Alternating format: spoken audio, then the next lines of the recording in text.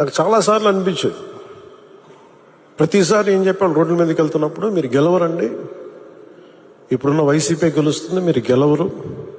ప్రతిరోజు బయట వాళ్ళు ఎవరు చెప్పేవాళ్ళు, మనతో పాటు పక్కన ఉండేవాళ్ళు చెప్పేవాళ్ళు మాట. అసలు నమ్మకం ఉన్నది ఎవరికి అంటే, అసలు చెక్కు చెదరని గెలుస్తున్నాం కొడుతున్నాం నెగిటివ్ థాటే ఉండకూడదు, 170కి 160 కొట్టాలన్న మొదటి రోజు నుంచి చెప్పింది శ్రీ నారా చంద్రబాబు నాయుడు గారు చెప్పారన్నమాట. మనం అనుకుంటున్నాం, చేస్తున్నాం, చాలా జాగ్రత్తగా ఉంటారు, వ్యూహాలు ఉంటాయి, అన్నీ ఉంటాయి. కానీ ఎక్కడా కూడా ఆయన దగ్గర నుంచి నేను నేర్చుకుంది, కించిత్తు అధైర్యం లేదు, భయం లేదు ఆయన దగ్గర. అంటే ఆయనకున్న అపారమైన అనుభవం నేను ప్రత్యక్షంగా చూశాను, జాతీయ స్థాయిలో చూశాను, ఆయన రాజమండ్రిలో ఉన్నప్పుడు చూశాను. అసలు ఈయనకి నేను ఒకటే అనుకున్నాను లోపల కొంచెం, అంటే ఈయనకి ఏమి జరిగినా అసలు భయం అనేది ఏ క్వశ్చన్ లేదు ఈయనకి. అంటే ధైర్యం తప్ప. నాకు చాలా చాలా ఆనందం వేసింది. అంటే ఒక వ్యక్తి ఎన్ని ఒడిదుడుకులు ఎదుర్కొన్నా, నిస్సత్తువతో అయిపోయినా, కుటుంబ సభ్యుల్ని కించపరిచినా, ఎన్ని రకాలుగా ఆయన్ని అవమానాలకు గురి చేసిన, క్యాబినెట్లో తీసుకున్న నిర్ణయాలకి ఆయన్ని బలి చేసి ఆయన లోపల పెట్టి, ఎవరో అధికారులు చేసిన దానిపైన చెలవులు పలువులు కల్పించి ఆయన్ని పెట్టి ఆయన ఇబ్బంది పెడితే, ఆ రోజు నేను కలిసినప్పుడు అనిపించింది అసలు ఆయన గుండెల్లో చెక్కు చెదరలేదు ఆయనకి. ఆయన ఒకటే ఒక మాట అన్నారు, this is way of life, politics అది ఇట్లాగే ఉంటుంది, మనం భరిస్తాం ముందుకెళ్ళడం. నాకు అనిపించింది, నేను ఆయన అలాంటి వ్యక్తి పక్కన ఉండి అడ్మినిస్ట్రేషన్ ఒకటి నేర్చుకోవడం,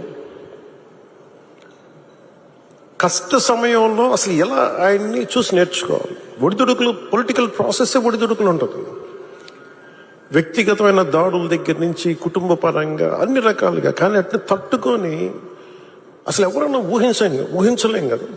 ఒక 53 రోజులు ఆయన్ని పెట్టి అలా ఉంచితే, నన్ను షూటింగ్లు చేయమంటే నేను చేయలేకపోయావాడిని, తప్పు సంకేతాలు వెళ్ళిపోతాయని. నేను డేట్స్ ఇచ్చినవి కూడా నేను ఆపేస్తాను ఆ రోజు. ఎందుకంటే ఆయన అంత సఫర్ అవుతా అని ఉంటే నేను బయటికి వెళ్ళి షూటింగ్ చేయడం కూడా నాకు ఇబ్బంది అనిపించేస్తుంది. నా ప్రొడ్యూసర్ చెప్పాను, 2 చేతులు క్షమించమని చెప్పాను ఆ రోజున. తప్పట్లేదు, నాకు రాష్ట్ర ప్రజల కోసం మారాలి ప్రభుత్వం, అందుకని చేస్తాను, దయచేసి మీరు అర్థం చేసుకోండి అని. అంత నేను చేయగలిగానంటే ఆయన తట్టుకున్న విధానం నన్ను కూడా ఎంతో కొంత ఒక చేయూతనిచ్చేలా చేసింది. నా స్వార్థం వల్ల వ్యక్తిగతంగా నేను ఎదిగిపోవాలి, నా కోరికల్లో రాష్ట్రం విభజన జరిగినప్పటి నుంచి ఈ రోజుకి మనం నలిగిపోతా ఉన్నాం. మనకి తెలంగాణలో మనం దాదాపు 3వ వంతున్నాం అభివృద్ధిలో. సంతోషం, మన తోటి తెలుగు రాష్ట్రం ఆనందం. మనం పోటీ పడాలి, ఎదగాలి అంటే అనుభవం, పొలిటికల్ ప్రాసెస్లో అనుభవం ఒకటి చాలా చాలా కీలకమైనది. తెలివితేటలు ఉండొచ్చు, అన్నిటికంటే కూడా అందరినీ సమన్వయపరిచి, అందరినీ ఆకట్టుకోగలిగి, అందరినీ ఒక దారిని పెట్టగలిగి, కొంత మెత్తదనంతో మందలిస్తూ, కొన్నిసార్లు గట్టిగా చెప్తూ, అలాంటి నాయకుడు వెంట ఆయన నాయకత్వంలో మేమందరం పనిచేయటం నాతో సహా చాలా చాలా నాకు ఆనందంగా ఉంది. ఇలాంటి గడ్డు పరిస్థితుల్లో డబ్బు లేదు మనకి. రాగానే ఛార్జ్ తీసుకోగానే ఇవన్నీ ప్రోటోకాల్స్ ఉంటాయి, కానీ లోపల ప్రోటోకాల్స్ తగ్గ డబ్బులు లేవు లోపల. అలాంటిది ఆయన రాగానే ఈ 100 రోజుల్లో ఏమి చేసామని కీలకమైన చెప్తే, ఏమైతే చెప్పారో మెగా డిఎస్సిని మేము పెడతాం, భర్తీ చేస్తామంటే 16,437 ఉపాధ్యాయ పోస్టుల్ని భర్తీ చేయడం. చాలాసార్లు పెన్షన్ గురించి మేము మాట్లాడుకుంటా ఉంటే చాలాసార్లు దీంట్లో నేను పెన్షన్ బాగా ఎక్కువ చేద్దామని అనుకుంటే, ఎలా సార్ పాసిబిలిటీ అంటే, కష్టంగా ఉంటుంది కానీ మనం పెంచాలి. ఆయనకున్న ఆకాంక్ష కూడా ఏంటంటే, సంపద కొద్ది మంది దగ్గర ఉండిపోకూడదు, అవి తిరుగుబాట్లు వస్తాయి. ఈ రోజున ఆయన నాయకత్వంలో ఈరోజు పొద్దున క్యాబినెట్ మీటింగ్లో మాట్లాడుకున్నప్పుడు కూడా ఎంటర్ప్రెన్యూర్షిప్కి ఒక 100 కోట్లు మూలధనం ఒక కార్పొరేషన్లో పెడితే మైక్రో మన చిన్నపాటి పరిశ్రమలకి, ఔత్సాహికులకి, పారిశ్రామికవేత్తలకి అండగా ఉండటానికి ఒక 100 కోట్లు మూలధనం పెడితే దాన్ని 5,000 కోట్ల వరకు తీసుకురావచ్చు. అలాగే 500 కోట్లు పెడితే దాన్ని 20,000 దాకా తీసుకెళ్లొచ్చనే ఈ రోజు నా ప్రతిపాదన చాలా అద్భుతంగా ఉంది. ఇవన్నీ చెయ్యాలి అంటే ఈ రాష్ట్రాన్ని, ఉమ్మడి రాష్ట్రాన్ని దిశానిర్దేశాన్ని మార్చిన వ్యక్తి, మైక్రో మన ఈ విపరీతం బలమైన సంస్కరణలు తీసుకొచ్చిన వ్యక్తి, SEZs ద్వారా కానీ అభివృద్ధి కానీ, అలాగే మన ఇజ్రాయలీకి సంబంధించి ఈ మైక్రో ఇరిగేషన్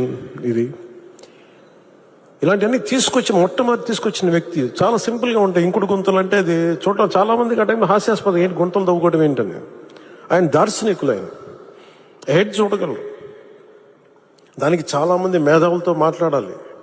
అలాంటి మేధావులతో కూర్చొని వాళ్ళని అర్థం చేసుకొని తనతో పాటు సహచరులు ఒప్పించి ఈ రోజున ఒక ఇంకుడు గుంతలు అనేది మనకి మన ఇంటి నిర్మాణంలో ఒక భాగం అయిపోయింది. ఇలాంటి ఎన్ని తీసుకున్నా, చిన్నది పెద్దది ఎన్ని తీసుకున్నా అనునిత్యం నన్ను ఆశ్చర్యపరుస్తూనే ఉంటారు ఆయన. ఎప్పుడు చూసినా ఒకటి అనిపిస్తే ఈ నుంచి ఎంత నేర్చుకోగలం మనం, ఎంత ఆయనకి పక్కన ఉండి చేదోడు వాదోడుగా ఉండగలం. నాకు ఇదే తలంపు ఉంటుంది. అలాంటి పెన్షన్లు కూడా ఎలా పెంచగలం అంటే మనం పెంచుదాం, నాకు ఒక అవగాహన ఉంది. అది అడ్మినిస్ట్రేషన్లో కాకలు తేలిపోయి మునిగి తేలిన వ్యక్తికి అర్థమవుతుంది. మంచి మనసు ఉండొచ్చు, చెయ్యాలన్న తపన ఉండొచ్చేమో, కానీ దానికి తగ్గ అవసరమైన ప్రతిభ లేనప్పుడు, అనుభవం లేనప్పుడు, మనుషుల్ని కలుపుకెళ్ళగలిగే సమర్థత లేనప్పుడు అది ఎవరి వల్ల కష్టం అవుతుంది. అలాంటిది ఆయన అద్భుతంగా 4,000 ఇవ్వడం ఒకటైతే, మొదటి నెల ఒక్కొక్కరికి 7,000 చొప్పున ఒకటే రోజున 65.18 లక్షల మందికి, అది కూడా ఇంటింటికి వెళ్ళి 4,400 కోట్ల రూపాయలని పంపిణీ చేపట్టడం, చేతికి డబ్బులు ఇవ్వడం, దేశంలోనే సంక్షేమంలో ఇది ఒక తిరుగులేని చరిత్ర. మనస్ఫూర్తిగా గౌరవ ముఖ్యమంత్రి గారికి ధన్యవాదాలు తెలుపుతున్నాను. గత ప్రభుత్వంలో ఉద్యోగులకు జీతాలు వచ్చాయి, నెలకి జీతాలు వచ్చాయి కాదు. వాళ్ళు PDF వాళ్ళ ప్రావిడెంట్ ఫండ్ డబ్బులు కూడా తీసేవాళ్ళు. అలాంటిది వాళ్ళకి మొదట నెలకి 1వ తారీఖున ఉద్యోగాల జీతాలు అందుతున్నాయి. 1,674.47 లక్షల కోట్ల ధాన్యాన్ని కొనుగోలు, ఆ బకాయిల్ని చెల్లించి అన్నం పెట్టి అన్నదాతని ఆదుకున్నారు. స్థానిక సంస్థలకి, పంచాయతీ సంస్థలకి అసలు డబ్బులు లేవు.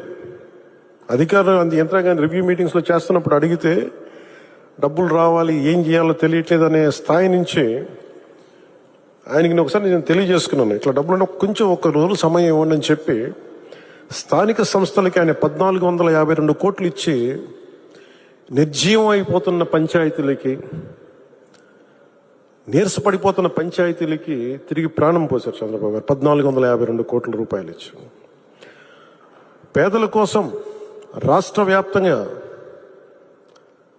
ఈ అన్నా క్యాంటీన్లు ప్రారంభించడం, నేను ఎప్పుడు అన్నా క్యాంటీన్లు తెలుసు కానీ చూసేవాడిని, కానీ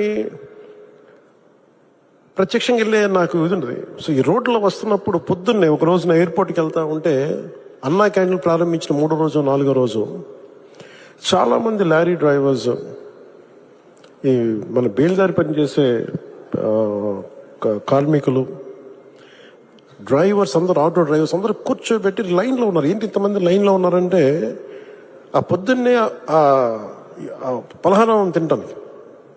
నాకు అనిపించింది గత ప్రభుత్వం ఎలా వదిలేసింది అని చెప్పి. అన్నా క్యాంటీన్ని ఆయన ఎన్టీ రామారావు గారి పేరు మీద అన్నా క్యాంటీన్ ఎలా మూసేయాలనిపించింది. 10 మందికి అన్నం పెట్టేది, అది 10 మంది ఆకలి తీర్చేది, ఎలా తీసేసారు నాకు అర్థం కాదు. అలాంటిది అంతమంది లైన్లో ఉండి నిలబడి చూస్తూ ఉంటే నా కడుపు తరుక్కుపోయింది. నిజంగా తిరిగి అన్నా క్యాంటీన్ని ఆరంభించి కార్మికుల తాలూకా క్షుద్బాధని తీర్చిన చంద్రబాబు గారికి మనస్ఫూర్తిగా ధన్యవాదాలు తెలుపుకుంటాను.